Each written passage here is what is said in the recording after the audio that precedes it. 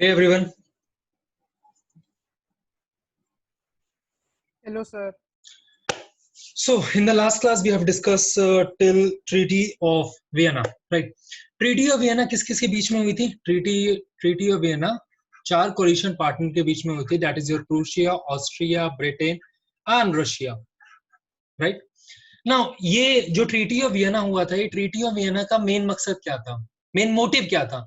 Main motive उस society में conservatism लाना था. कंजर्वेटिज्म मतलब 1789 से पहले की जो सोसाइटी थी, जहां पर आपके पास चर्चेज में पावर थी, फैमिली बेस्ड प्रिविलेजेस था, सोशल हायरार्की बनी हुई थी, first state, second state, third state बना हुआ था. उनका मोटिव वही था कि फ्रेंच रेवोल्यूशन के बाद सोसाइटी में जिस तरीके का ट्रांसफर आया है, जिस तरीके का ट्रांसफॉर्मेशन आया है, उसमें स्टेटस को लेके आना, उसको 1789 से पहले की जो सोसाइटी थी उससे रिप्लेस करना. बट 1815 में वियना में जब ये लोग बैठे, देन दे थॉट ठीक है, ट्रीटी ऑफ वियना होनी चाहिए. ट्रीटी ऑफ वियना में हमने क्लॉजेस बना लिए, सब कुछ कर लिया. लेकिन आज 1815 में बैठ के कि आज की सोसाइटी को, जब यहाँ पर बहुत सारे लोगों को बहुत सारे राइट्स मिल चुके हैं, डेमोक्रेटिक आइडियाज मोर और लेस सोसाइटी में पेनिट्रेट कर चुका है, फिलोसफर्स की वजह से लोग आपकी एब्सोल्यूट पावर, डिवाइन पावर पे बिलीव नहीं करते. 1815 में बैठकर क्या आप 1789 से पहले की सोसाइटी, जिसको हम ओल्ड रिजीम की सोसाइटी कहते हैं, क्या उस सोसाइटी को रिस्टैब्लिश कर सकते हैं? और क्या करना चाहिए? तो यहां पर दो थॉट प्रोसेस आते हैं.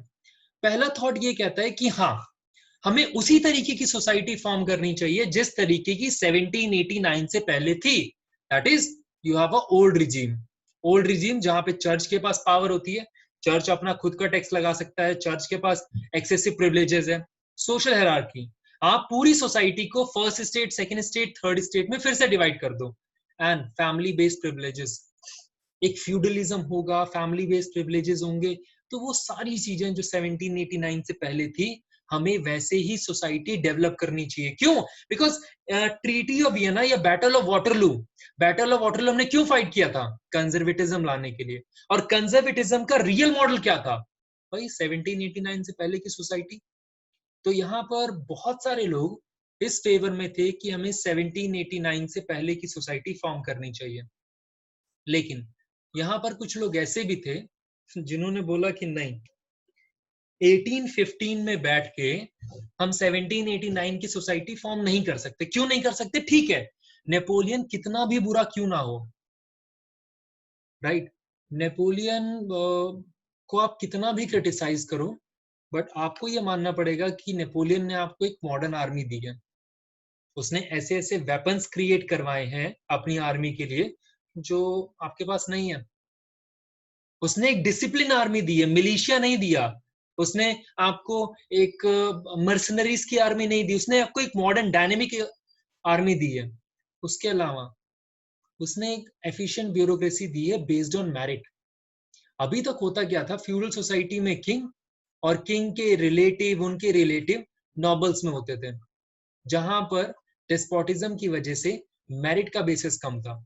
अगर आप किंग के रिलेशन में हो, किसी भी रिलेशन में, तो आप इस नॉबिलिटी में, इस ब्यूरोक्रेसी में बने हुए हो. नेपोलियन ने इसको ट्रांसफर किया. नेपोलियन ने इसको ट्रांसफॉर्म करने की कोशिश की और इस पूरे फ्यूडल सोसाइटी को खत्म करके, जहां पर ये लोग कई बार बहुत पावरफुल हो जाते थे, इस पूरी प्रोसीजर को खत्म करके उसने आपको एक एफिशिएंट ब्यूरोक्रेसी प्रोवाइड किया. साथ में उसने आपको डायनेमिक इकोनॉमी दी. अभी तक आप सिर्फ टैक्सेस पे बिलीव करते थे, वो भी टैक्सेस लेता था, लेकिन उसने इन्वेस्ट करना बताया. उसने ये बोलना शुरू किया कि अगर आप एग्रीकल्चर पे, इंडस्ट्रीज पे इन्वेस्ट करते हो तो आपको ज्यादा रिटर्न मिल सकता है. उसने मीन्स ऑफ ट्रांसपोर्टेशन, कम्युनिकेशन को इंप्रूव करके नए सेक्टर्स ओपन किए जहां से हमारी इकोनॉमी रन कर सकती है, राइट? और सबसे बड़ी बात, उसने एबॉलिशमेंट ऑफ फ्यूडलिज्म किया.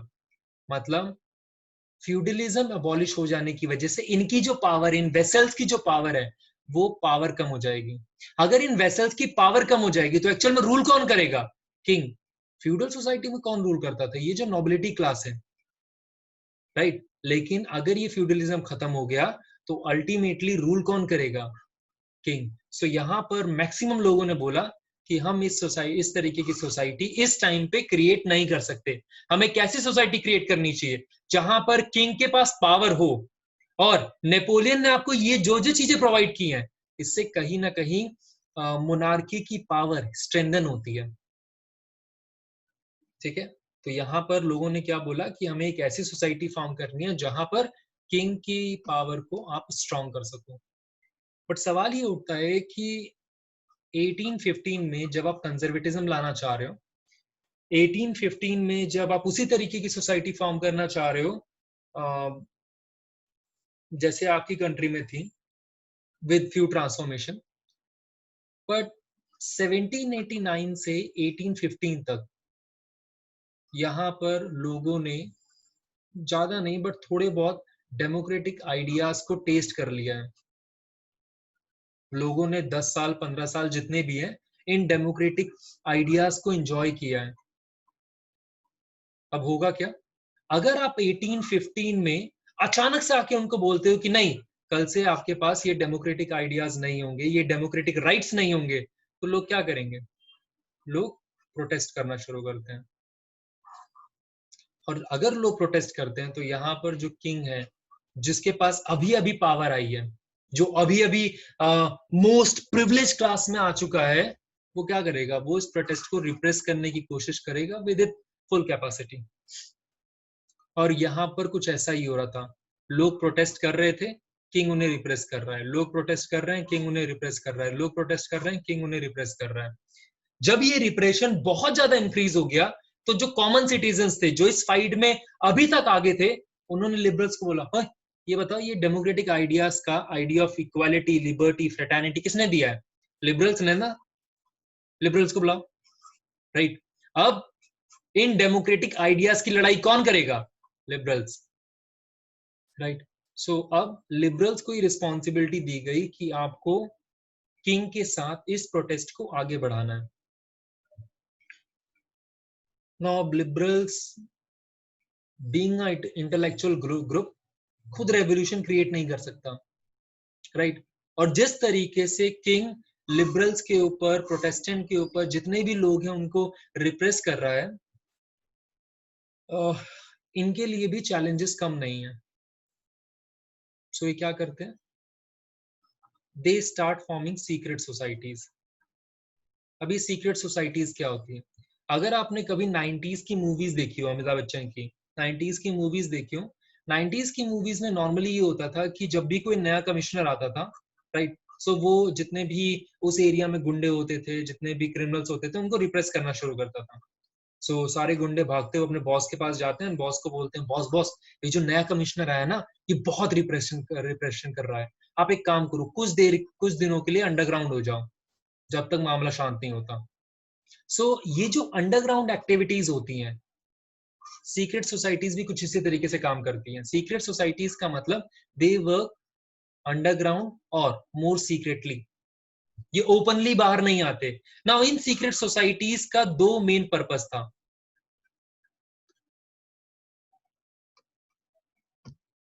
If you talk about your secret societies, इन सीक्रेट सोसाइटीज का दो मेन पर्पस है।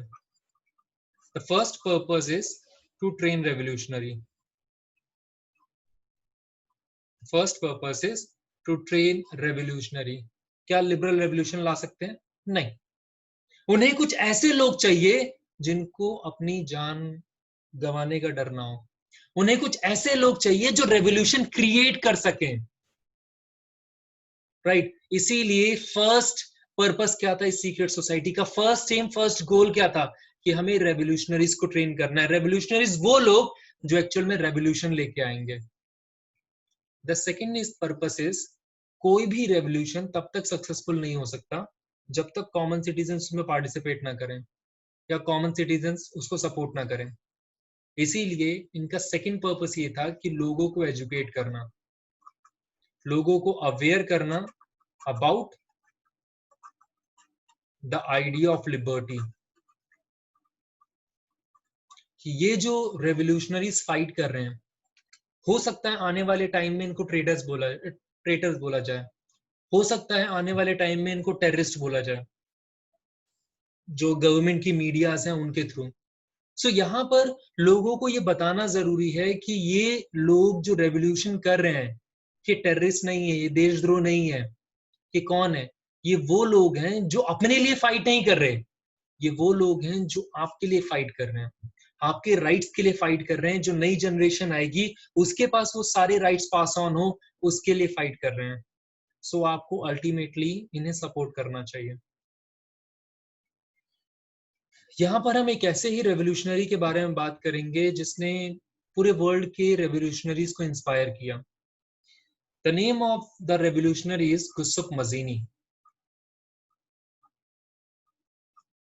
गुस्सुफ मजीनी, मजीनी कि अगर कभी भी आप फोटो देखते हो तो मजीनी हमेशा आपको ब्लैक कपड़ों में दिखते हैं। एक क्रिश्चियन ब्लैक कपड़े कब पहनता है? जब किसी की डेथ हो जाती है। इट मींस मजीनी जब से यंग हुए थे, जब से वो रेवोल्यूशनरी बने थे, उन्हें हर बार मतलब हर समय इस बात का दुख था, ये डिस्पेयर था कि वो इटली को यूनिफाई नहीं करवा पाए। मजीनी हमें एक ऐसा एग्जाम्पल देते हैं कि डिस्पाइट ऑल चैलेंजेस, एक पर्सन उन चैलेंजेस से किस तरीके से लड़ सकता है। मजीनी ने जितने भी रेवोल्यूशन किए वो सारे फेल हो गए। कोई भी रेवोल्यूशन, एक छोटे मोटे रेवोल्यूशन को छोड़ दें तो कोई भी बड़ा रेवोल्यूशन सक्सेसफुल नहीं हुआ। स्टिल वो लोगों को मोटिवेट करते हैं, इंस्पायर करते हैं कि अगर रेवोल्यूशन सक्सेसफुल नहीं भी हो रहा तो भी हमें लड़ना चाहिए, बिकॉज हमारे सामने जो एनिमीज हैं, हमारे सामने जो मोनार्की है, वो मोनार्की बहुत स्ट्रांग है, उसके पास इतने रिसोर्सेज हैं, इतनी बड़ी आर्मी है कि वो जब चाहे आपको क्रश कर सकता है। इन सारे सरकमस्टांसेस में भी हमारे पास एक पर्सन है गुस्सुफ मजीनी, जो लोगों को लड़ना सिखाता है, जो लोगों को ये बताता है कि हमें अपने राइट्स के लिए, अपने यूनिफिकेशन के लिए, हर उस चीज के लिए फाइट करना चाहिए जो हमारी है। मजीनी मजीनी 1807 में बॉर्न होते हैं जिनोवा में। जिनोवा इटली का एक पार्ट है। जब उनकी एज 24 होती है, मतलब अराउंड 1831 में वो लुगारिया में पहला रेवोल्यूशन करने का अटेम्प्ट करते हैं, बट ये फेल हो जाता है। इस फेलियर की वजह से उन्हें एग्जाइल कर दिया जाता है। एग्जाइल का मतलब होता है देश से निकाल दिया जाता है। जब उन्हें इटली से निकाला जाता है तो वो यूरोप की बाकी कंट्रीज में भी जाते हैं। वहां पर वो एक रेवोल्यूशनरी ग्रुप और सीक्रेट सोसाइटी ज्वाइन करते हैं जिसका नाम है कार्बोनारी। जब वो और बड़े होते हैं तो यहाँ पर वो अपनी खुद की दो सीक्रेट सोसाइटी बनाते हैं। एक का नाम है यंग यूरोप और दूसरे का नाम है young Italy. So we have young Europe, young Italy. इनका मेन पर्पस क्या था? लाइफ का सिर्फ एक ही एम था कि ये यूनिफिकेशन ऑफ इटली चाहते थे।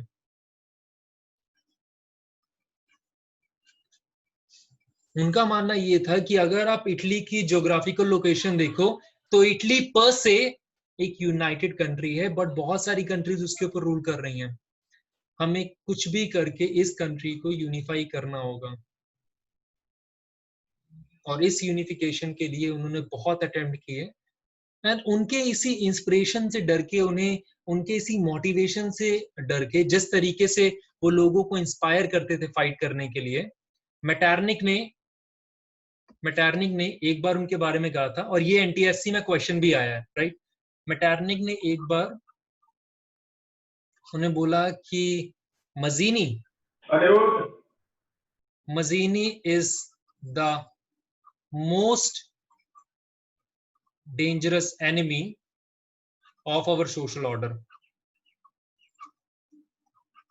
हम जिस तरीके की कंजर्वेटिव सोसाइटी चाहते हैं, हम जिस तरीके का कंजर्वेटिज्म एस्टैब्लिश करना चाहते हैं, उसमें अगर सबसे बड़ा कोई एनिमी है तो वो मजीनी है. नाउ आई होप आपको पता है सोशल ऑर्डर का मतलब. सोशल ऑर्डर मींस जो मोनार्कियल सिस्टम हमने 1815 के बाद फॉर्म किया है. So that is your मजीनी, right? The next part or the next topic is 1830 to 1848. 1830 to 1848 is known as Age of Revolution. 1830 to 1848 is known as Age of Revolution because इस 18 years के time में बहुत सारे revolution हुए और पूरे world में revolution हो रहे हैं, राइट? नाउ 1830s में ऐसा क्या हुआ कि इतने सारे रेवोल्यूशंस क्यों हो रहे हैं? और सिर्फ फ्रांस में नहीं हो रहे, फ्रांस में, इटली में, जर्मनी में, ग्रीस में, हर जगह पर ये रेवोल्यूशन हो रहे हैं. क्यों? उसके पीछे मेन रीजन है कि हर कंट्री की पॉपुलेशन इंक्रीज हो रही है, बट वहां पे जो मोनार्कियल सिस्टम है वो एग्रीकल्चर में इन्वेस्ट नहीं करना चाह रहा.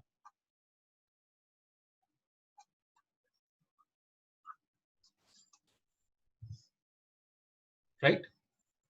नाउ अगर आपकी कंट्री की पॉपुलेशन इंक्रीज हो रही है और आप एग्रीकल्चर में इन्वेस्ट नहीं कर रहे, सो अल्टीमेटली होगा क्या? Subsistence crisis. नाउ कितने लोगों को यहाँ पे सबसिस्टेंस क्राइसिस के बारे में नहीं पता?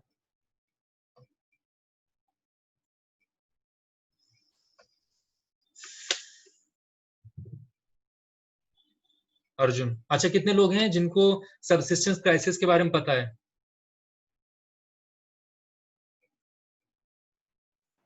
सर पता है सर. गौरिक, एक्सप्लेन कर सकते हो एक बार? सर उसमें सर वो हुआ था सर, क्या बोलते हैं सर मनी के सर नोट्स बनने वो. अच्छा सरजिल, करेंसी कम होने लग गई थी सर जर्मनी. सरजिल सर सबसिस्टेंस क्राइसिस में डेली नीड्स की जितने भी चीजें होती हैं और हमारी बेसिक नीड्स होती हैं वो धीरे धीरे महंगी होती जा रही है. चलो ठीक है. नाउ जिन लोगों को सबसिस्टेंस नहीं पता, वही पता है. Let's first talk about subsistence crisis. And this subsistence crisis is common to all. Subsistence का मतलब क्या होता है? सबसिस्टेंस मींस जिंदा रहने के लिए जो भी चीजें चाहिए होती हैं. सबसे मोस्ट प्रायोरिटी क्या होती है? फूड. जिंदा रहने के लिए जो भी चीजें होती हैं, जब उनका क्राइसिस हो जाता है, उनकी शॉर्टेज हो जाती है, ये शॉर्टेज इतनी हो जाती है कि वो लोगों की डेथ या लाइफ तक डिसाइड कर दे.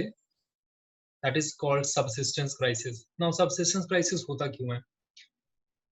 If the population of any country increases, population increase कर रही है, it means demand of food increase. अगर हम सबसिस्टेंस क्राइसिस की बात करते हैं in European countries, so European countries were mostly a cold country, right? So cold countries के अंदर फेमाइन सिचुएशंस आने के चांसेस ज्यादा होते हैं. अगर फेमाइन आएगा तो क्या होगा? Food shortage.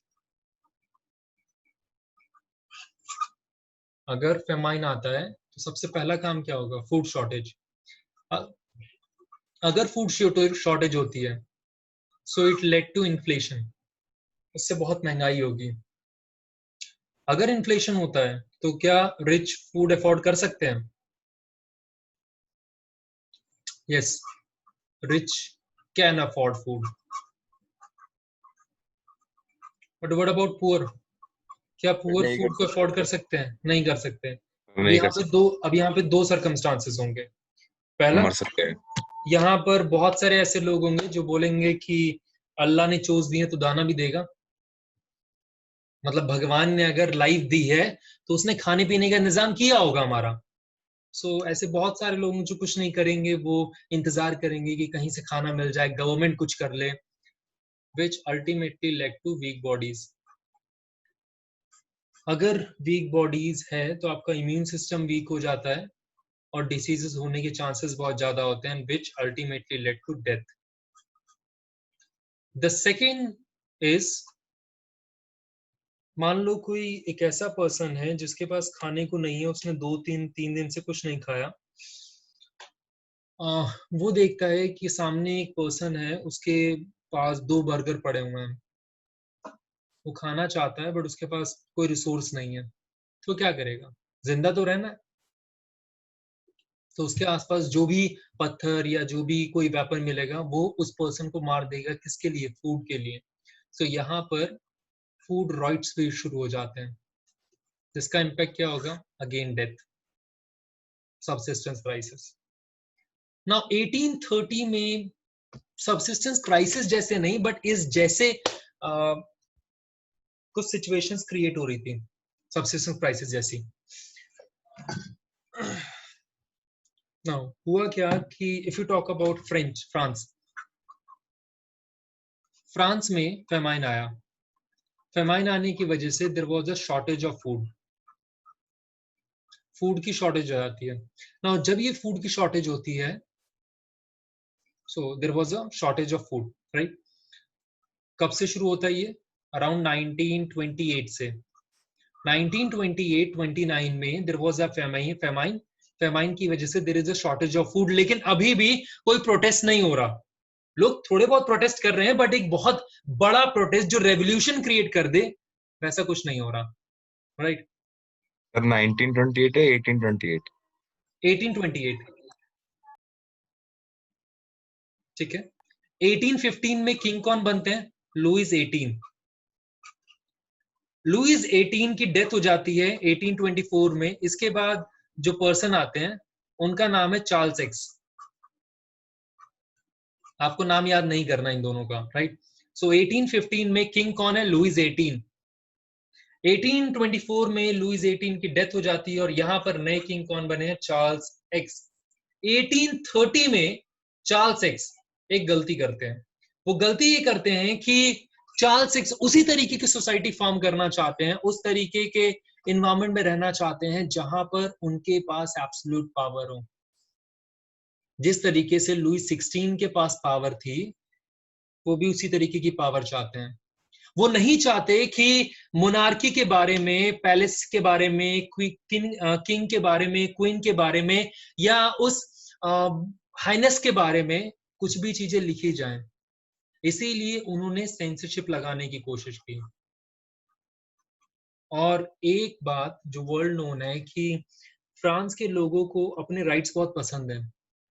अगर आप फ्रांस के लोगों से उनके राइट्स छीनने की कोशिश करते हो तो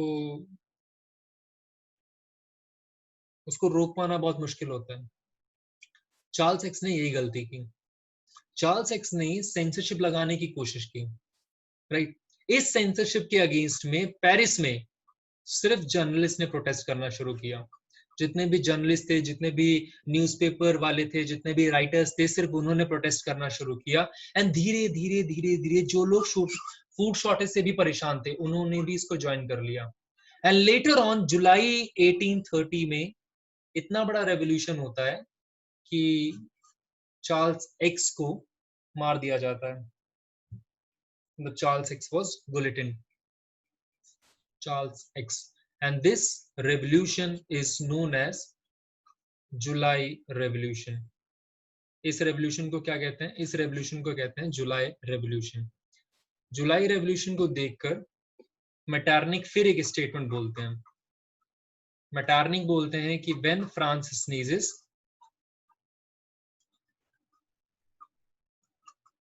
rest of the Europe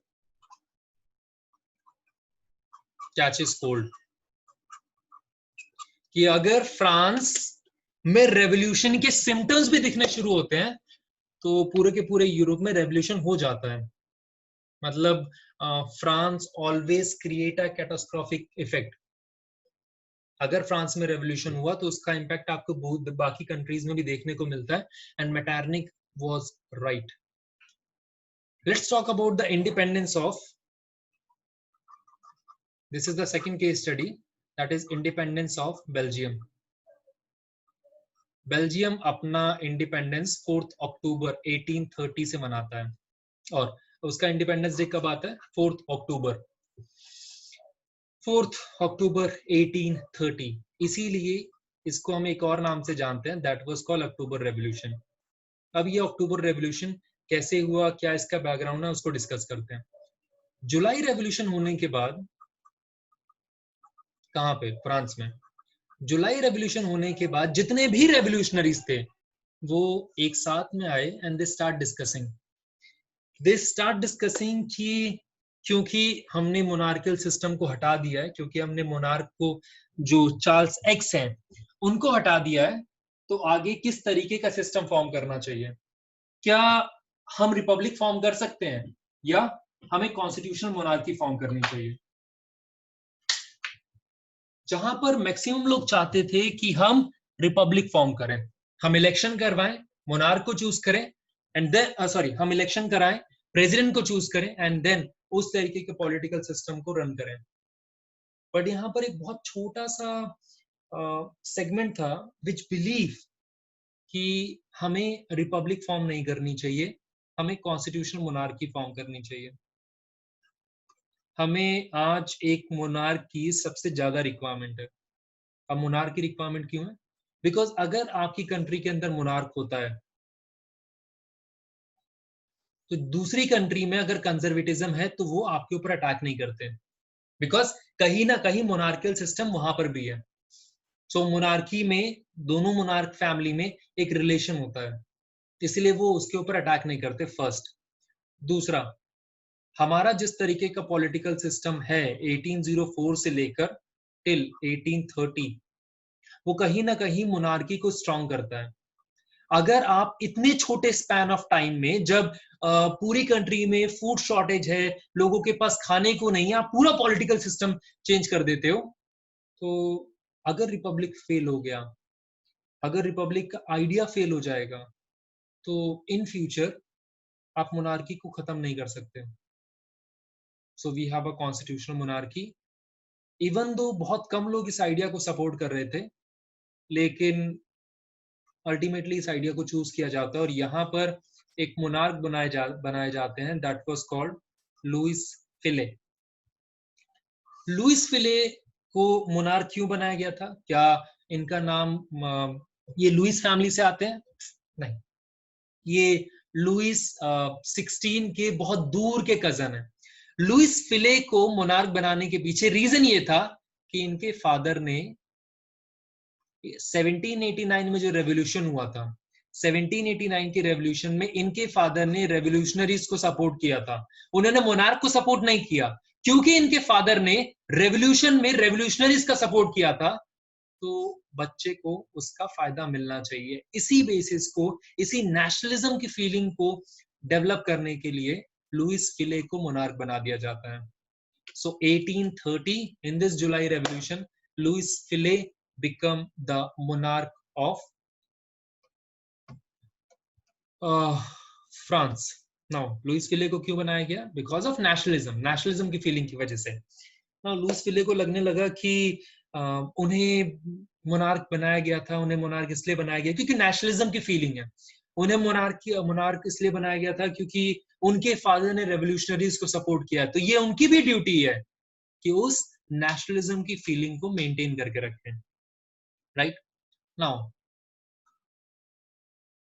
July revolution we discuss. Let's talk about Belgium. 1815 में Belgium was merge with Netherland.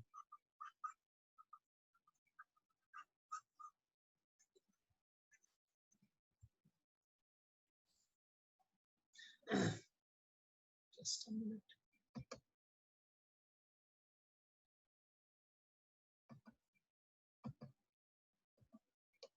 Now, 1815 में Belgium was merge with Netherland. But अगर आप दोनों में सिमिलैरिटीज फाइंड आउट करने की कोशिश करते हो, कॉमननेस फाइंड आउट करने की कोशिश करते हो, तो वो कॉमननेस आपको नहीं मिलती। क्यों? बिकॉज नेदरलैंड की इकोनॉमी ट्रेड डिपेंडेंट है, बेल्जियम की economy is agriculture dependent. If Netherland economy is based on trade, तो इनके पास रिलेटिवली पैसा ज्यादा होता है, इनके पास रिलेटिवली पैसा कम है, पहला। दूसरा, नेदरलैंड के लोग अपने आप को सुपीरियर समझते हैं और बेल्जियम के लोगों को इंफीरियर समझते हैं obviously. Second reason. The third reason is Netherland में प्रोटेस्टेंट ज्यादा है, बेल्जियम में कैथलिक ज्यादा है। नाउ कैथलिक प्रोटेस्टेंट दोनों क्रिश्चियनिटी के चर्च हैं, हम इनके बारे में प्रिंट कल्चर में प्रिंट कल्चर तो है ही नहीं, बाद में डिस्कस करेंगे। So we have a Protestant, we have a Catholic, both are the part of Christianity but with a different church, right. So ये लोग प्रोटेस्टेंट को फॉलो करते हैं, ये लोग कैथलिक को फॉलो करते हैं, और दोनों की आपस में कभी नहीं बनती। यही वो रीजन था कि नेदरलैंड के जो लोग थे, जो डच पीपल थे, वो बेल्जियम के लोगों को बहुत परेशान करते थे, बहुत हरास करते थे, उन्हें इंफीरियर समझा जाता था, उनके ऊपर ऐसी ऐसी पॉलिसीज लगाई जाती थी जो उनकी वैल्यूज को, उनके कल्चर को डिग्रेड करें। नाउ जब जुलाई रेवोल्यूशन हुआ, so the people of Belgium also get a sense of nationalism कि अगर फ्रांस में रेवोल्यूशन हो सकता है, अगर फ्रांस में इस तरीके का डेवलपमेंट हो सकता है, तो हम भी रेवोल्यूशन कर सकते हैं। जी अर्जुन, आपका कोई क्वेश्चन है, पूछिए। सर नेदरलैंड के लोग जो हैं वो सप्रेस कैसे कर सकते थे सर? दोनों के मुनार्क अलग होंगे। सर 1815 में जो ट्रीटी ऑफ वियना हुआ था, उसमें बेल्जियम को नेदरलैंड को दे दिया गया था। Okay sir. Right, so they were governed with a common monarch.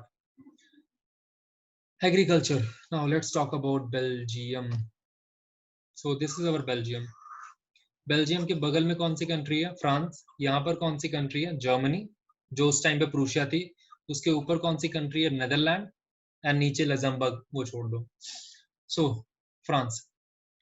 Belgium में रेवोल्यूशन होना शुरू होता है इंस्पायर्ड बाय फ्रेंच और जुलाई रेवोल्यूशन, राइट। जुलाई रेवोल्यूशन के बाद बेल्जियम के लोग सेंस ऑफ नेशनलिज्म में आके प्रोटेस्ट करना शुरू करते हैं, और ये प्रोटेस्ट रेवोल्यूशन में कन्वर्ट होता है, और इस रेवोल्यूशन की वजह से नेदरलैंड को लगता है कि वो बेल्जियम को खो देंगे। उन्हें यह लगता है कि वो बेल्जियम को कंट्रोल नहीं कर पाएंगे। यहां पर जो नेदरलैंड के मोनार्क हैं, उन्होंने एक स्मार्ट मूव खेलने की कोशिश की। उन्होंने कोशिश ये की कि अगर मैं अपनी नेदरलैंड की आर्मी को भेजता हूं सप्रेस करने के लिए, सो खामखा आर्मी भी मारी जाएगी, मुझे भी नुकसान होगा। मुझे क्या करना चाहिए? मुझे कुछ ऐसी पॉलिटिक्स खेलनी चाहिए जिससे बेल्जियम भी डिफीट हो जाए और मेरा नुकसान भी ना हो। देन नेदरलैंड ने चिल्लाना शुरू किया। नेदरलैंड ने जर्मनी को बोलना शुरू किया। सबसे पहले वो ऑस्ट्रिया के पास गया, ऑस्ट्रिया को जाके बोलता है कि देखिए सर, 1815 की ट्रीटी में आपने बेल्जियम मुझे दिया था। 1815 की ट्रीटी में Belgium was given to Netherland, and क्योंकि 1815 को ऑर्गेनाइज किसने किया? 1815 ट्रीटी ऑफ वियना को ऑर्गेनाइज किसने किया था? मेटरनिक ने। मेटरनिक कहां से बिलोंग करते हैं? ऑस्ट्रिया से। बिकॉज ये ट्रीटी आप 4 लोगों ने मिलकर साइन की थी, तो इस ट्रीटी के हर प्रोविजन को सेफगार्ड करने की रिस्पॉन्सिबिलिटी किसकी है? आप चारों की है। और अगर कल बेल्जियम मुझसे अलग हो जाता है तो किसकी बेइज्जती होगी? मेरी? अरे नहीं, मेरी तो टेरिटरी मेरे पास जितनी थी उतनी टेरिटरी आज भी है। बेइज्जती आप लोगों की होगी। क्यों? कि आप लोगों ने जो ट्रीटी बनाई थी, जो ट्रीटी ऑफ वियना क्रिएट किया था, जो एक नया कंजर्वेटिज्म आप लेके आए थे, वो कंजर्वेटिज्म की फीलिंग फ्लॉप हो गई। आपने जो ट्रीटी फॉर्म की थी, आपने जो पूरा का पूरा एक सिस्टम चेंज करने की कोशिश की थी, आपने सिस्टम तो चेंज कर दिया, बट उस सिस्टम को प्रिजर्व नहीं कर पाए। उस सिस्टम में आप स्ट्रॉन्ग होल्ड क्रिएट नहीं कर सके। इसीलिए ये मेरा फेलियर नहीं होगा, ये आपका फेलियर होगा। और ऑस्ट्रिया, मेटरनिक को लोग यूरोप का लीडर समझते हैं, इसीलिए मैं आपके पास आया हूं। ऑस्ट्रिया ने बोला भाई सुनो, मैं हूं अभी थोड़ा परेशान। क्यों? बिकॉज मेरी चल रही है ऑटोमन एम्पायर से लड़ाई।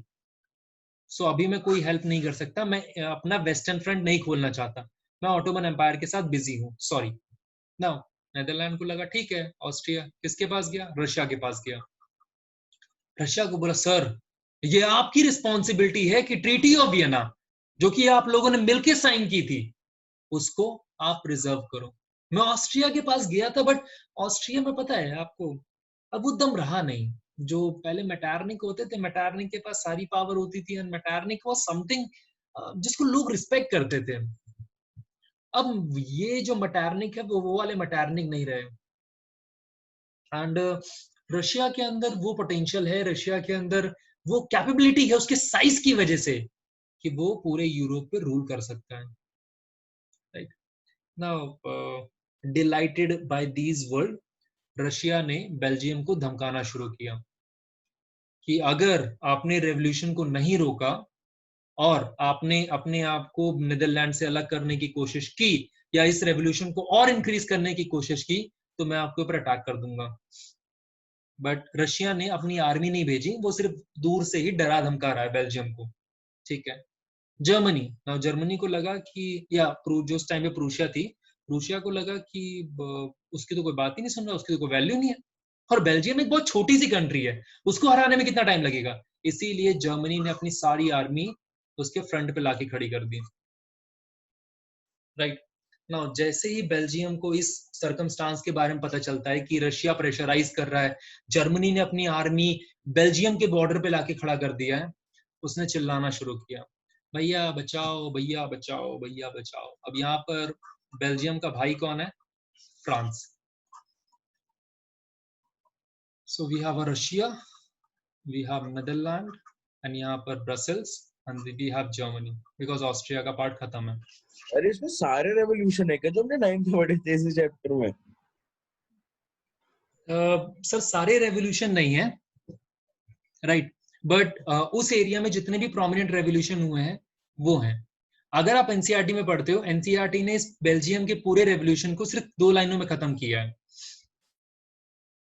राइट, एनसीईआरटी बुक से नहीं पढ़ना सर हमें सिर्फ? सर एनसीईआरटी बुक से ही पढ़ना है, बट आपको समझ तो आना चाहिए कि अगर बेल्जियम में रेवोल्यूशन हुआ तो उसका पर्पस क्या था। Okay sir. Now Belgium, now जब रशिया बेल्जियम को धमका रहा है, जर्मनी बेल्जियम को धमका रहा है, देन उसने चिल्लाना शुरू किया, फ्रांस भैया बचाओ, फ्रांस भैया बचाओ, आपकी वजह से मैं लड़ने को तैयार हुआ, आपने जो रेवोल्यूशन किया था, जुलाई रेवोल्यूशन, उससे मैं इंस्पायर हुआ, अब ये आपकी रिस्पॉन्सिबिलिटी है कि आपको मेरी मदद करनी चाहिए। फ्रांस में जो इस टाइम पे किंग है, दैट इज लुइस फिले, जिनको इसलिए मोनार्क बनाया गया था बिकॉज उनके फादर ने नेशनलिज्म में हेल्प की थी। उनको लगा कि फ्रांस में जिस तरीके से नेपोलियन ने लीडरशिप प्रोवाइड की थी, मैं भी वही लीडरशिप प्रोवाइड कर सकता हूँ। और हर एक मोनार्क का ड्रीम होता है कि पूरे वर्ल्ड पे रूल करे। Right, so Louis Philippe in the essence of nationalism, उन्होंने रशिया को धमकाना शुरू किया। रशिया को बोला, खबरदार, अगर तुमने गलती से बेल्जियम के ऊपर अटैक करने के बारे में सोचा भी, तो बस ये सोच लेना कि नेपोलियन ने आके पीटा था ना, दोबारा पिटना चाहते हो, तो अगर दोबारा नहीं पिटना चाहते तो चुप रहो, बिकॉज आपका फ्रांस 1815 का फ्रांस नहीं है जो हार जाएगा, ये उससे भी ज्यादा पावरफुल हो चुका है। राइट, सो अगर लड़ना है तो ठीक है, आज लड़ लेते हैं। और देन ही चैलेंजेस जर्मनी, जर्मनी ने जहां पर अपनी सारी आर्मी खड़ी की थी, उसने कहा तुम्हें लड़ने का बहुत शौक है ना, आओ बेटा लड़ते हैं चलो। सो उसने भी अपनी सारी आर्मी बॉर्डर पे खड़ी कर दी, और ऐसा लगने लगा था कि फिर से जिस तरीके से बैटल ऑफ वाटरलू हुआ था, यहाँ पर उस तरीके के सर्कमस्टांसेस फिर से क्रिएट होने वाले हैं। जर्मनी की आर्मी खड़ी हुई है, अब रशिया ने बोलना बंद कर दिया, फ्रांस की आर्मी आगे पेनिट्रेट करने की कोशिश कर रही है, वो जर्मनी के साथ लड़ने को तैयार है। इसी बीच में एंट्री होती है ब्रिटेन की। ब्रिटेन इन सभी को बोलता है, सुनो हमारी गलती है। हमारी गलती क्यों है?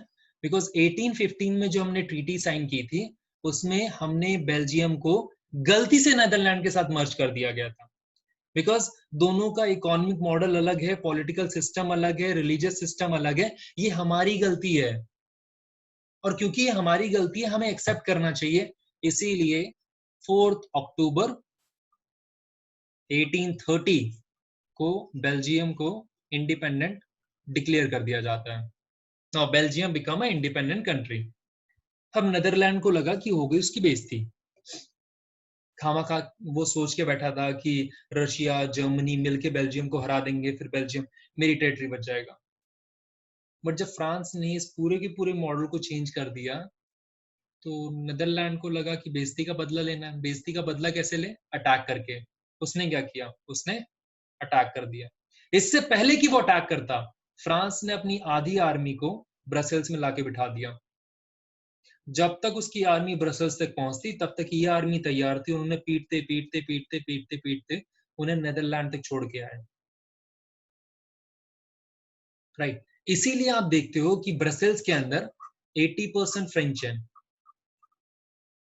इसीलिए 59% डच है। क्यों? बिकॉज 1815 में Netherland, sorry, Belgium is the part of Netherland. So एक मैक्सिमम एरिया के अंदर डच नॉर्मली लोग आते थे, वहां पर प्रॉपर्टी परचेज करते थे। And we have 80% French because इस इंसिडेंट के बाद 1830 के बाद फ्रांस के लोगों ने जो वहां पे ये फ्रांस की रिस्पॉन्सिबिलिटी थी बेल्जियम को प्रोटेक्ट करने की।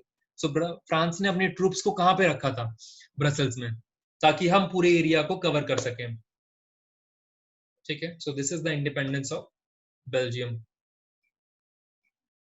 Now let's talk about another example, that is your independence of Greece.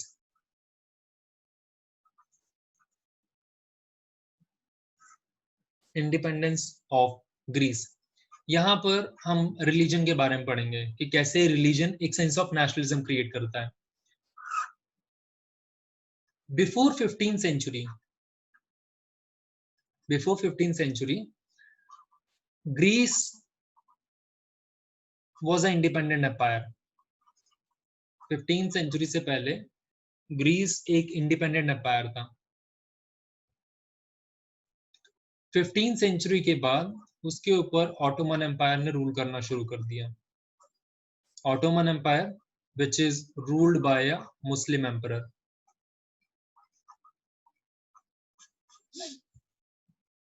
Ottoman Empire which is otherwise ruled by a Muslim empire. 19th century में, मतलब अराउंड 4th century के 4 century के बाद 19th century में they realizes कि हमारे ऊपर rule कौन कर रहा है? हमारे ऊपर मुस्लिम एक एम्पायर रूल कर रहा है, मुस्लिम एम्परर रूल कर रहा है। देन यहाँ पर एक सेंस ऑफ नेशनलिज्म क्रिएट होना शुरू हुआ। लोगों ने बोलना शुरू किया कि Greece is meant for Christianity, Greece is the cradle of human civilization, cradle of European civilization. मतलब पूरी की पूरी यूरोपियन सिविलाइजेशन कहां से पेनिट्रेट हुई, कहां से शुरू हुई? ग्रीस से। और हमारे ऊपर रूल कौन कर रहा है? एक मुस्लिम एम्परर। राइट, क्रिश्चियनिटी सबसे पहले कहां से डेवलप हुई, आइडियाज कहां से प्रोपोगेट किए? ग्रीस से। हमारे ऊपर रूल कौन कर रहा है? Muslim emperor. Christianity which is the oldest religion, उसके ऊपर मुस्लिम एम्परर रूल कैसे कर सकता है? इसीलिए उन्होंने जो जितने भी लोग थे एग्जाइल में, जितने भी क्रिश्चियंस लोग थे एग्जाइल में, ग्रीस वाले लोग थे एग्जाइल में, उनसे पैसे मांगने शुरू किए, उनसे आर्म्स एम्यूनिशन मांगने शुरू किए, ताकि वो लोग मुस्लिम एम्परर के खिलाफ फाइट कर सकें। और यहाँ पर पूरे वर्ल्ड का सपोर्ट उन्हें मिलता है, पूरे वर्ल्ड में जितने भी क्रिश्चियन क्लैंस हैं उनका सपोर्ट मिलता है। एंड 1832 में there was a treaty sign called treaty of Constantinople, right. और इस ट्रीटी ऑफ कॉन्स्टेंटिनोपल की वजह से Greece become an independent country. ये क्वेश्चन कई बार पूछा जाता है कि ये ट्रीटी ऑफ कॉन्स्टेंटिनोपल कब साइन हुई थी, और द अदर वे राउंड कि ग्रीस को इंडिपेंडेंट एम्पायर कब बोला गया था, या किस ट्रीटी के थ्रू ग्रीस एक इंडिपेंडेंट एम्पायर बना था। यहां तक किसी को डाउट है?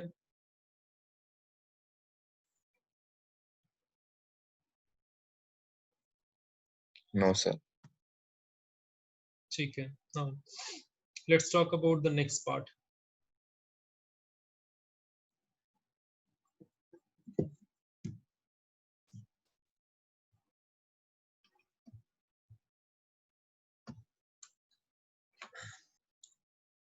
Now the next topic is hunger, which is also a subtopic of Age of Revolution. Hunger, hardship, and popular revolt.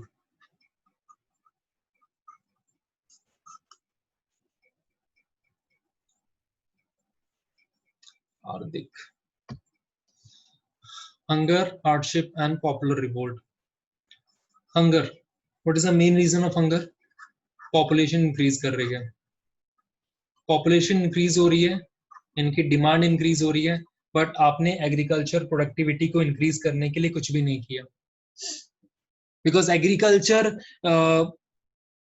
Eight that time was not considered to be a profitable business, इसलिए बहुत सारे लोगों ने industries की तरफ migrate करना शुरू कर दिया है. एक तो एग्रीकल्चर की हालत वैसे ही खराब है, फेमाइन सिचुएशंस आती हैं. अगर एक maximum amount of labour industries की तरफ मूव कर जाता है तो एक जो स्किल्ड लेबर है एग्रीकल्चर के लिए, वो स्किल्ड लेबर की शॉर्टेज हो जाती है, which otherwise affect the agriculture, right? अब circumstances क्या होंगे? अब circumstances ये होंगे कि अगर इंडस्ट्रीज में लेबर की अवेलेबिलिटी इंक्रीज होती है, so because of competition industries they start exploiting labor,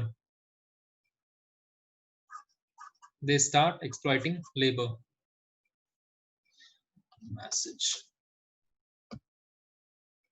unemployment, right ma'am?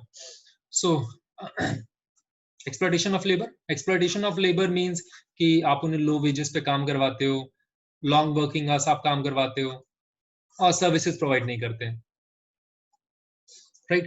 So there was a shortage of labor in agriculture which otherwise impact the agriculture, and there was excessive availability of labor in industries which create the exploitative conditions for the labor, right? अब होगा क्या? अगर food की shortage होगी, so there will be inflation. Inflation का मतलब prices बढ़ गए फूड के. अगर फूड के प्राइसेस बढ़ जाते हैं तो लो वेजेस के अंदर लेबर फूड को अफोर्ड नहीं कर सकते. वो क्या कहेंगे? वो वेजेस को इंक्रीज करने की बात बोलेंगे. अगर वेजेस को इंक्रीज करने की बात बोलते हैं और इंडस्ट्रीज उनके वेजेस इंक्रीज नहीं करते, तो क्या होगा? प्रोटेस्ट या फिर रिवोल्ट. और कई बार ये रिवोल्ट इतने पावरफुल हो जाते हैं, कई बार ये रिवोल्ट इतने सक्सेसफुल हो जाते हैं कि ये रेवोल्यूशन की शेप ले लेते हैं, राइट? एक ऐसे ही रेवोल्यूशन की स्टोरी है फ्रांस में. फ्रांस 1840 से हंगर, फेमाइन, पॉपुलेशन इंक्रीज ये सब देख रहा था. 1845 the area is silicea. Silicea में कुछ वीवर्स थे. बिकॉज इन्फ्लेशन बहुत ज्यादा है तो इन वीवर्स ने जो बहुत टाइम से काम कर रहे थे कॉन्ट्रैक्टर के पास, कॉन्ट्रैक्टर को बोला कि सर देखिए प्राइसेस बहुत इंक्रीज हो रहे हैं फूड के, हमारे पास खाने को कुछ नहीं है, आप प्लीज थोड़े बहुत वेजेस इंक्रीज कर दीजिए ताकि हमारे सबसिस्टेंस की प्रॉब्लम ना आए. जो लोग वेजेस इंक्रीज करने की बात कर रहे थे, कॉन्ट्रैक्टर ने उन सभी लोगों को जॉब से निकाल दिया. जब कॉन्ट्रैक्टर ने उन सभी लोगों को जॉब से निकाला तो जो बाकी लोग थे along with those people, they felt कि हमारे बारे में सोचने वाला कोई नहीं है. हमने क्या डिमांड की थी? हमने कुछ वेजेस इंक्रीज करने की बात की थी. बिकॉज कॉन्ट्रैक्टर को भी पता है इन्फ्लेशन है, कॉन्ट्रैक्टर को भी पता है कि हमारी वेजेस उतनी ज्यादा नहीं है और हमने सिर्फ वेजेस इंक्रीज करने की बात की थी. अगर वो थोड़े बहुत वेजेस इंक्रीज भी कर देता है तो उसको बहुत ज्यादा फाइनेंशियल प्रॉब्लम नहीं होगी, बट वो हमारी फीलिंग्स को नहीं समझता, राइट? सो यहाँ पर वीवर्स ने क्या किया? वीवर्स ने कॉन्ट्रैक्टर के घर पे अटैक किया. कॉन्ट्रैक्टर किसी तरीके से खुद को, अपने वाइफ बच्चों को बचाकर बैक गेट से भाग गया. और इस पूरे के पूरे रिवोल्ट में, उस पूरे के पूरे प्रोटेस्ट में जो वीवर्स हैं उन्होंने कॉन्ट्रैक्टर के घर को आग लगा दी. नेक्स्ट डे कॉन्ट्रैक्टर पुलिस वालों के साथ आता है और जितने भी वीवर्स थे उन सब की खूब पिटाई करता है. और ये सिर्फ सिलीसिया की कहानी नहीं है, ये हर उस एरिया की कहानी है जहां पर एक्सप्लॉयटेशन ऑफ लेबर हो रहा था, जहां पर लेबर की अवेलेबिलिटी बहुत ज्यादा थी, और उसका मेन रीजन क्या था? Food shortage. ना ये जितने भी वीवर्स हैं, पीजेंट्स हैं, जितने भी लोग हैं जो प्रोटेस्ट कर रहे हैं फूड शॉर्टेज में, दे रियलाइज कि इसके लिए मेन कल्प्रिट कौन है? मेन कल्प्रिट है इंडस्ट्रियलिस्ट। बिकॉज इंडस्ट्रीज के पास पैसा है, बट इंडस्ट्रीज हमें हायर वेजेस नहीं दे रहे। क्योंकि हमें हायर वेजेस नहीं दे रहे, इसीलिए हमें प्रोटेस्ट करना होगा। बट प्रोटेस्ट करने से पहले हमें अपनी डिमांड किंग के सामने रखना है, बिकॉज किंग सच में बहुत शरीफ है। किंग को नहीं पता रियलिटी, और किंग को रियलिटी क्यों नहीं पता? बिकॉज उसके जितने भी उसके नीचे जितने भी नॉबल्स काम कर रहे हैं, वो सभी इंडस्ट्रीज से इन्फ्लुएंस है। इसीलिए हमें किंग से मिलकर उसे पूरे के पूरे रेवोल्यूशन, पूरे के पूरे सर्कमस्टांसेस के बारे में बताना होगा। किंग तो खुद पैलेस में रहता है, उसको क्या पता होगा इन सब के बारे में? इसीलिए हमें किंग से मिलने जाना है, और उस मिलने के चक्कर में 1 लाख का मॉब पैलेस की तरफ मूव करता है। Now, जब ये मॉब, इतना बड़ा मॉब पैलेस की तरफ मूव करता है, सो लुइस फिले पैलेस से इस बड़े मॉब को अपनी तरफ आते हुए देख रहे थे। उनको रियलाइज हो गया कि ये जो भीड़ है, ये जो मॉब है, ये मेरे ऊपर अटैक करने के लिए आ रहा है। अब ये जो मॉब है, अगर वो मेरे ऊपर अटैक कर देता है, तो मेरे पास इतनी बड़ी आर्मी नहीं है कि मैं इस पूरे की पूरी आर्मी को संभाल सकूं। तो क्या करना चाहिए? यूरोप में एक बहुत अच्छी कोटेशन है, that was called fly today to fight another day. और इंडियंस के लिए अप्लाई नहीं होती, मतलब इंडियंस जो मोनार्क थे उनके लिए अप्लाई नहीं होती, ये यूरोप में है। यूरोप में क्या कहा जाता है? Fly today to fight another day. अगर आज आपको लगता है कि आप हार रहे हो, अगर आज आपको लगता है कि आप बैटल में मरने वाले हो, सो मरने से अच्छा भाग जाओ। क्यों? बिकॉज अगर जिंदा रहे तो कल भी लड़ लोगे, right? So fly today to fight another day. इसी बिलीफ को लेकर लुइस फिले ने जब देखा कि इतना बड़ा क्राउड उनके ऊपर अटैक करने आ रहा है, वो भाग गए। ठीक है, ये फ्लाई अवे। और यहाँ पर फिर से एक रेवोल्यूशन होता है, 1848 रेवोल्यूशन। और इस रेवोल्यूशन की वजह से France become a republic. So France become a republic. यहां तक किसी को डाउट है?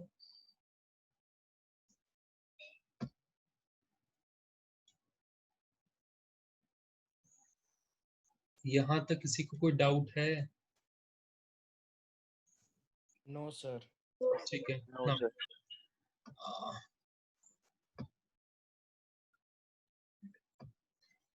Let's talk about the last topic for today, right? Because next class में we start with the unification, and hope so उसके next class में chapter खत्म हो जाएगा।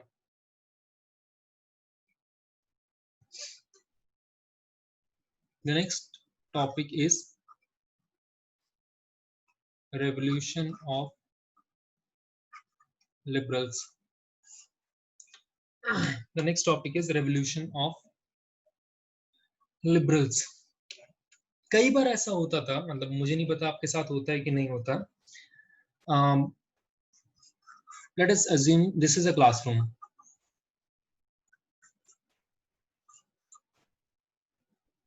चलो मैं किसी का एग्जांपल लेता हूँ।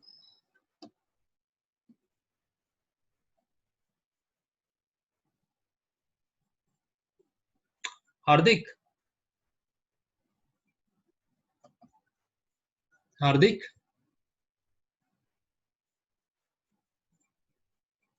हार्दिक,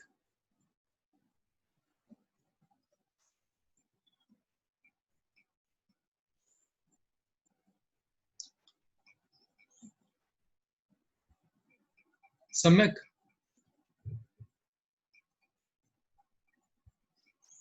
सम्यक,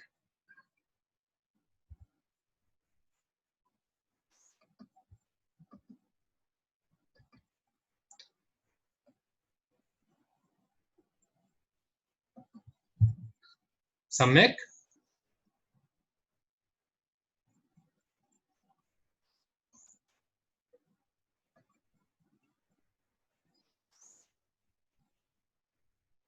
प्रखर। प्रखर। सर सबका कनेक्शन चला गया। मेरा कनेक्शन नहीं गया। प्रखर।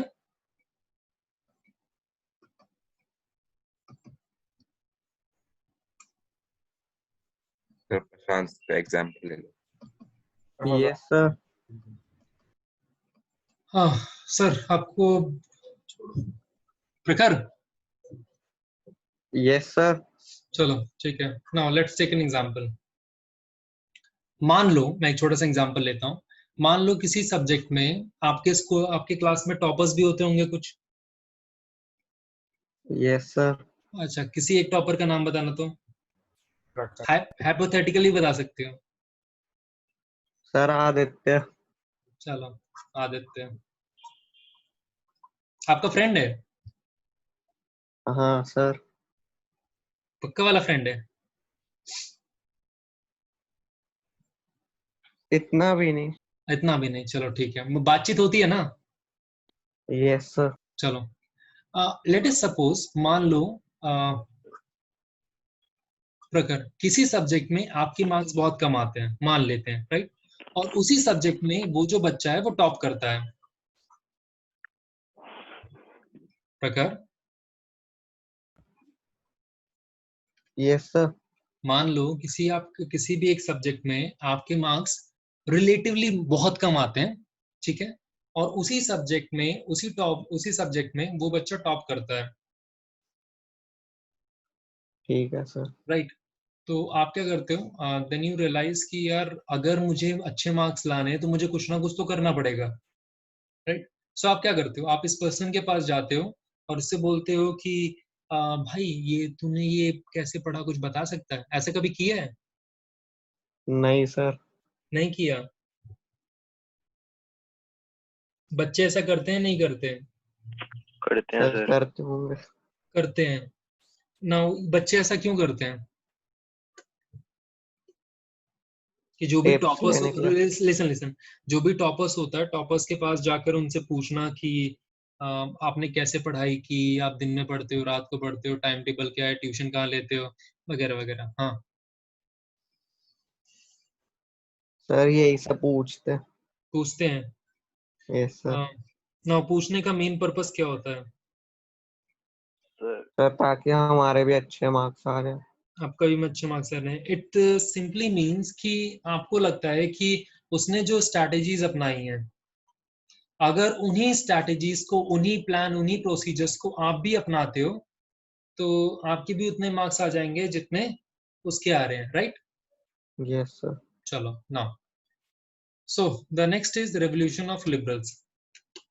बाकी कंट्रीज में जितने भी रेवोल्यूशन हो रहे थे वो सक्सेसफुल नहीं हो रहे थे। तो यहां पर हम एक कंट्री के बारे में बात करेंगे दैट इज जर्मनी ठीक है। जर्मनी में बहुत सारे जो लोग थे वो एक बार उन्होंने मीटिंग की एंड देन दे रियलाइज कि भाई हमने 1830 में रेवोल्यूशन किया मतलब उससे पहले भी हम रेवोल्यूशन कर रहे हैं। 1830 में रेवोल्यूशन किया फेल हो गया। 1840 में रेवोल्यूशन किया फेल हो गया। 1845 में रेवोल्यूशन करने की कोशिश की फेल हो गया। वहीं दूसरी कंट्री देखो फ्रांस 1789 में उन्होंने रेवोल्यूशन किया सक्सेसफुल।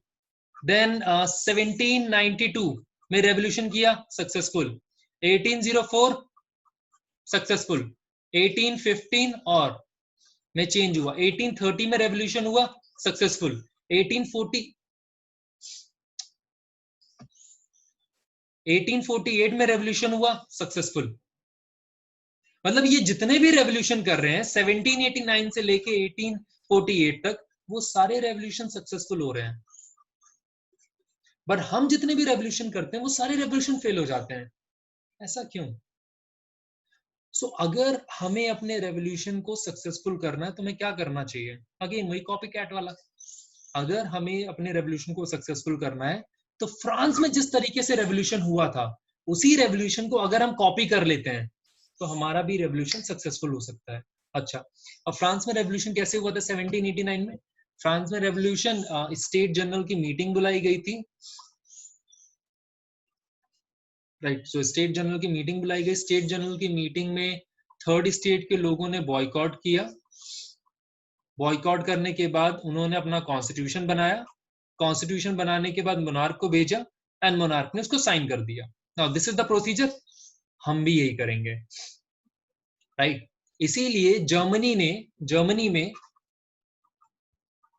बहुत सारे groups which include your merchants, landlords, or we use the word farmer, industrialist, traders, उन सब ने अलग अलग कुछ ग्रुप्स बनाने शुरू किए and this group take the shape of political parties. This group take the shape of political parties. इन्होंने पॉलिटिकल पार्टीज डिजाइन करनी शुरू कर दी, राइट।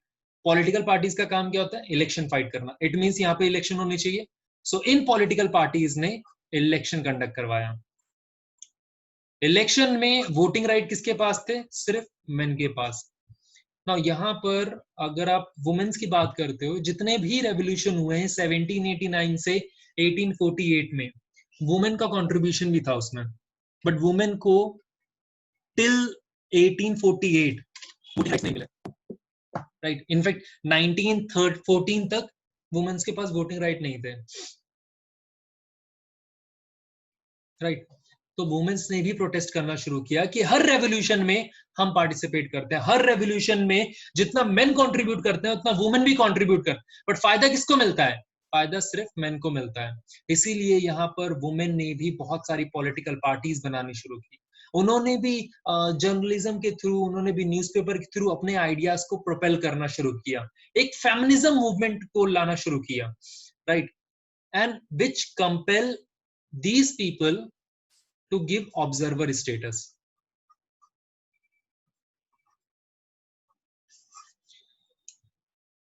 इस इलेक्शन में वुमेन के पास वोटिंग राइट नहीं था, बट वुमेन को यहां पर ऑब्जर्वर स्टेटस दिया गया कि इस इलेक्शन के बाद जो भी पार्लियामेंट फॉर्म होगी फ्रैंकफर्ट के अंदर, यहां पर एक पार्लियामेंट फॉर्म हुई फ्रैंकफर्ट, जिसके अंदर 831 इलेक्टेड रिप्रेजेंटेटिव थे।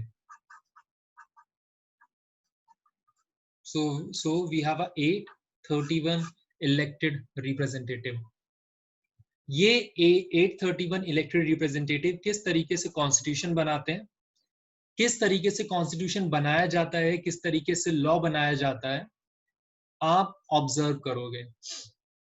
तो ऑब्जर्वेशन का फायदा क्या होता है कि इन फ्यूचर अगर आपके पास वोटिंग राइट आपको मिलता है, इन फ्यूचर अगर पार्लियामेंट में आपका रिप्रेजेंटेशन इंक्रीज होता है, देन इन दैट केस आप खुद के लिए लॉज बना सकते हो।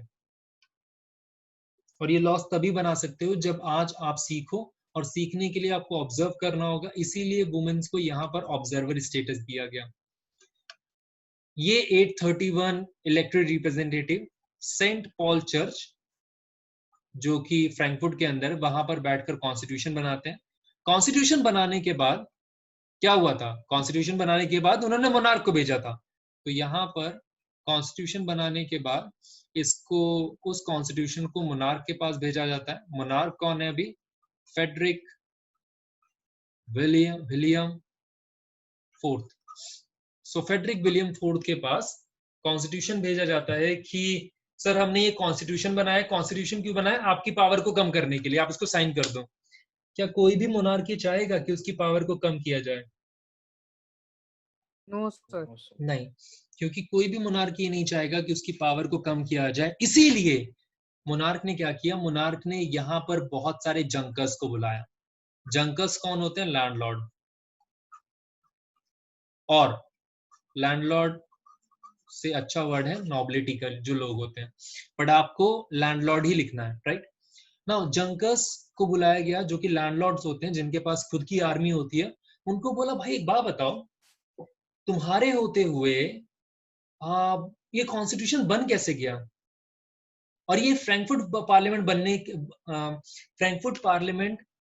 बनने के लिए इलेक्शंस कब हुए? और अगर इलेक्शंस हुए, पॉलिटिकल पार्टीज बनी, तो मुझे इंफॉर्मेशन क्यों नहीं मिली?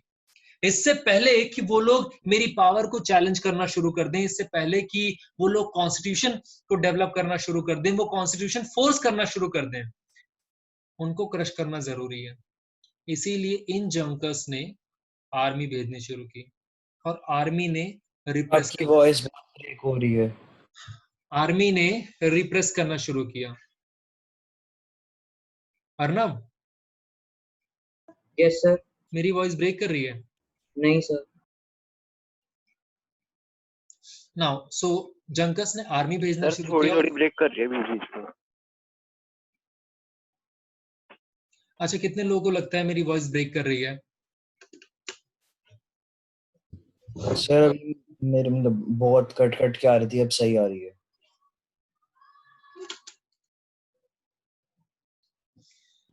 वाईफाई की बहुत परेशानी हो रही है सर।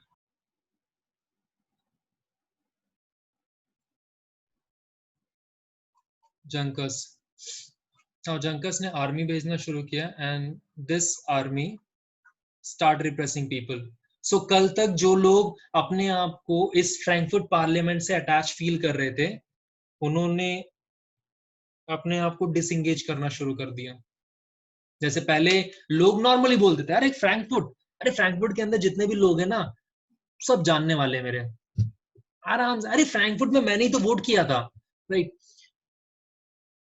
लेकिन जब आर्मी ने रिप्रेस किया, जब आर्मी उनके पास जाते, हे फ्रैंकफर्ट पार्लियामेंट के लोगों के बारे में जानते कुछ?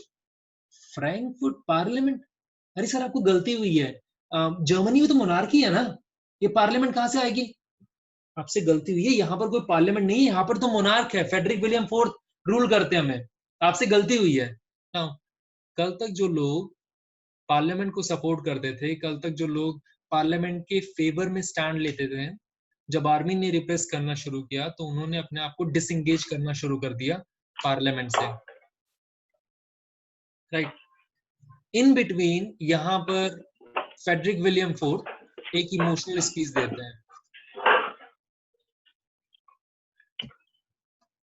फेडरिक विलियम फोर्थ एक इमोशनल स्पीच देते हैं। फेडरिक विलियम फोर्थ ये बोलते हैं कि आई नो आप लोग मुझसे परेशान हो ना, होना भी चाहिए। जब सारी कंट्रीज में डेमोक्रेटिक आइडियाज प्रोपेल कर रहे हैं, मैंने आपको कोई भी राइट्स नहीं दिए ना, होना भी चाहिए। अगर आप गुस्सा हो, गुस्सा अच्छा है। आप लोग को लगता है कि मैं आपको फेवर नहीं कर रहा, आप लोग को लगता है कि मैंने आपको कोई भी राइट्स नहीं दिए, ठीक है। बट आप मुझे एक बात बताओ, आपने मुझे हटाने के लिए, मेरी पावर को कम करने के लिए जिन पॉलिटिकल पार्टीज को चुना है, उसमें मेंबर कौन है? उसमें मेंबर्स मोस्टली आपके जमींदार, मर्चेंट्स, ट्रेडर्स, इंडस्ट्रियलिस्ट, यही लोग हैं। अरे इन लोगों ने जितना भी पैसा कमाया है वो आप सबको एक्सप्लॉइट करके कमाया है। जितने भी वर्कर्स हैं, जितने भी पीजेंट्स हैं जो लोअर स्टेटस से बिलोंग करते हैं, ये लोग अमीर कैसे हुए? ये लोग अमीर आपके पैसे की वजह से हुए हैं। ठीक है, आपको लगता है कि आपका मोनार्क गलत है, आई एग्री, बट ये लोग कौन सा सही है? मैंने तो, मेरे पास तो क्या कहते हैं, हेरिडिटरी बेसिस पे राइट है, राइट। बट अगर ये पॉलिटिकली स्ट्रांग हो जाते हैं, अगर ये खुद को पावरफुल कर लेते हैं, तो आपको नहीं लगता कि आपकी कंडीशन उससे भी ज्यादा खराब हो सकती है? ठीक है, अगर आपको मुझे सपोर्ट नहीं करना, वेल एंड गुड, लेकिन मैं आपको बता दूं कि ये जो पॉलिटिकल पार्टीज बन रही हैं, ये जो फ्रैंकफर्ट पार्लियामेंट बन रहा है, it will become a curse on you. And बाद में आप लोग पछताओगे कि फेडरिक विलियम फोर्थ ने हमें वॉर्न किया था, बट हमने आप उसको सपोर्ट नहीं किया। उसने इस तरीके की स्पीच दी, इस तरीके का इमोशनल स्पीच दी कि जो लोअर स्टाटा के लोग थे, जो मेजॉरिटी पॉपुलेशन रिटेन कर रहे थे, उन सभी ने फेडरिक विलियम को सपोर्ट करना शुरू कर दिया।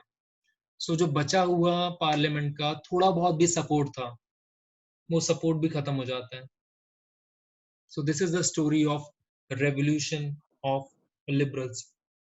बट 1848 में रेवोल्यूशन में एक चीज तो क्लियर हो गई कि आपको अगर पॉपुलेशन पे रूल करना है तो बिना राइट दिए आप रूल नहीं कर सकते. आपको उन्हें कुछ ना कुछ कंसेशंस देना होगा, आपको उन्हें कुछ ना कुछ राइट्स प्रोवाइड करने होंगे.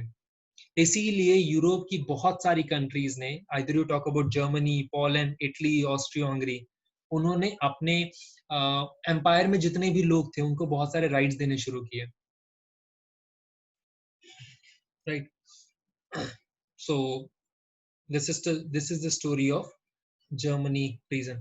Now in the next class we start with unification of Germany and Italy. So कोशिश करेंगे कि नेक्स्ट क्लास में ये चैप्टर खत्म हो जाए, जो कि होगा नहीं. ठीक है. हाँ, किसी को डाउट है तो वो रुक सकता है. Other can leave, right. And may be listen, अभी लीव नहीं करना, रुको. एंड मे बी कल जिन लोगों ने बाद में ज्वाइन किया उनकी एक बैकलॉग क्लास हो, ठीक है, एट 11 o'clock. मैं आपको इन्फॉर्म कर दूंगा. Backlog class, right. जो लोग पहले से रेगुलर हैं उनको ज्वाइन करने की जरूरत नहीं है. ठीक है. Thank you. जिसको डाउट है वो रुक सकता है. Other can leave. Thank you. Bye bye.